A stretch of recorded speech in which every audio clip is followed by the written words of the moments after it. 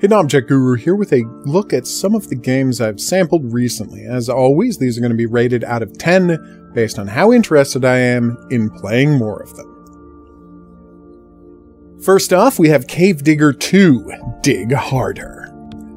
I was a big fan of the original Cave Digger, an experimental casual game that had players trapped in an elevator, chipping away at walls, searching for treasures. So a more robust experience that mixes exploration with ore harvesting sounded like a great idea.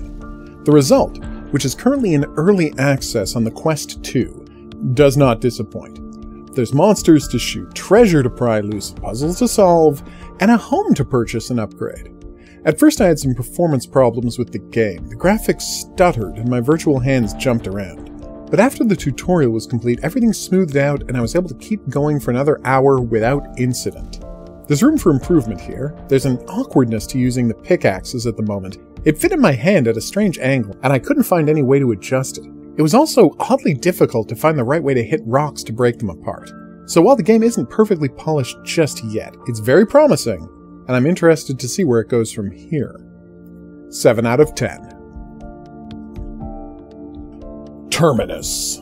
It's the most basic roguelite design imaginable, but with zombies! I didn't know what to expect here. At first it seems excessively brutal, with the player having to keep an eye on their character's health, tiredness, mood, and temperature. But as I kept dying and restarting, I got a good sense of the flow the developers were going for. Stumbling from area to area will get players killed surprisingly fast.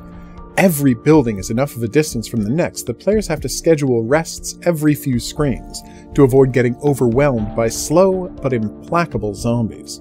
The game uses a fog of war style visual system that does a good job of amping up the tension. If the character doesn't have a realistic line of sight on an area, they'll have no idea what's there. I'd imagine that real zombies would actually be pretty noisy, what with all the stumbling, but the game wants to go this way with it, and I won't deny that the unpleasant surprise of having zombies suddenly turn up around every corner makes for satisfyingly difficult gameplay. Rarely has turn-based scrounging and fighting felt this engaging. 8 out of 10. Sword and Fairy 7. I ran into a strange problem with Sword and Fairy 7, an action RPG that takes players on a journey through Chinese fantasy. That problem? All of the monsters were so cute that I didn't want to fight them. After a prologue that lets players get a taste of what it feels like to control a massively overpowered magical martial artist, the real game starts with the introduction of the main character, a herbalist concerned with helping people out around her small rural village. The nearby monsters are going nuts, forcing her to fight far more of them than she'd expected. And this will no doubt provide a narrative hook that ties things back to the prologue. But in the 2 hours I played, I was focused almost entirely on beating up the most adorable gremlins, golems, and living plants imaginable. Every one of these little cuties needs to be taken down, but it never gets any easier, no matter how many of them tried to kill me. I'm interested to see where the story goes, and the solid brawler controls will ensure that plowing through the rest of the game will be a pleasurable experience. 7 out of 10. Crisis Brigade 2, Special Edition. Crisis Brigade 2 is finally done. How finished is it? It's even got a new title, the significantly less puntacular Crisis Brigade 2. I'll always miss the pun, but I do admit this is a far more marketable title for a VR shooter. The gameplay is impeccable on the Quest 2. Dodging and shooting around cover works spectacularly well. The huge amount of weapons are a delight to use, and the challenge missions, drawn from a variety of pop culture influences, as always, are a nice change of pace.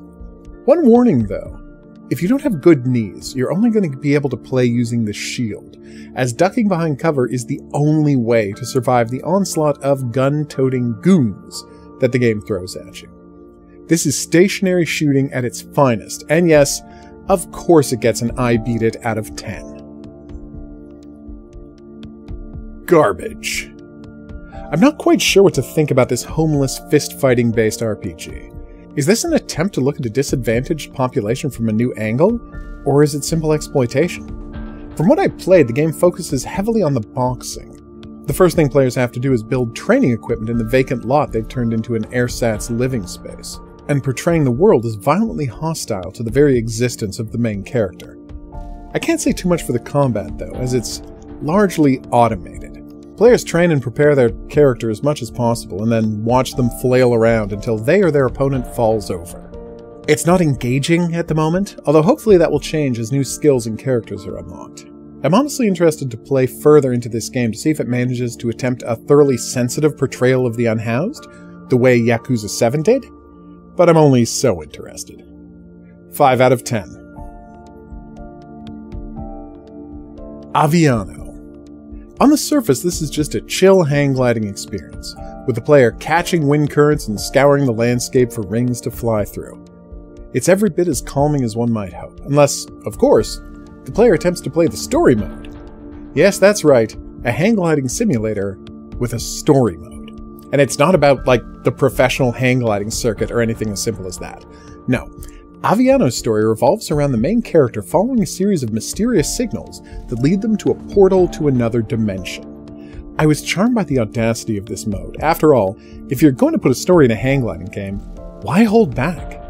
As for those uninterested in the challenge, there's a free flying mode where players can just take in the scenery. Now if they just had a VR mode so I could use this to trigger my fear of heights, this game would be perfect. 7 out of 10. Funtasia. This is a balance and traction racer, which is what I call the strange subset of games in which players have to tilt their cars back and forth to climb hills in the most efficient fashion on a 2D plane. Sometimes these are about motorbikes, sometimes they're built around keeping some item secure in the back of the vehicle.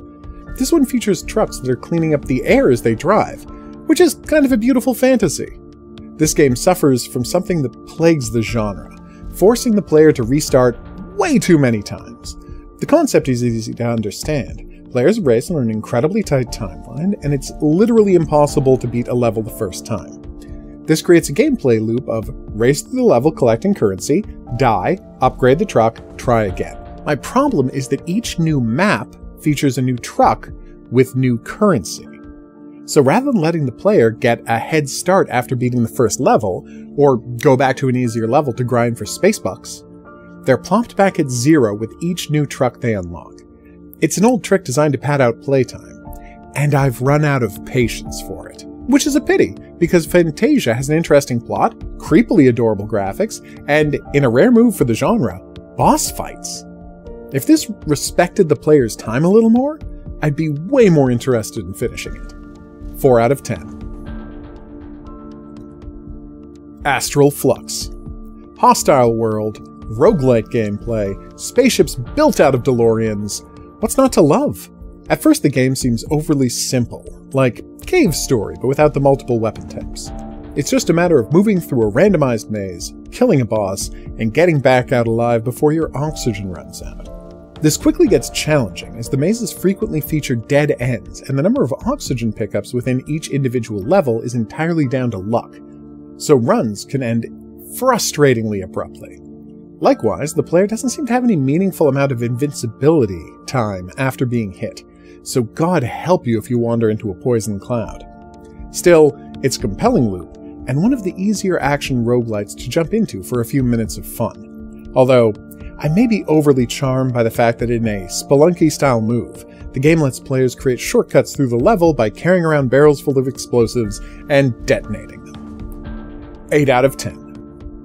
I've been the Hidden Object Guru, thanks for watching. You can find links to all of these games' Steam pages in the description below the video. I'll see you back here when I've played a few more games, but until then I'll say that's right. Au revoir.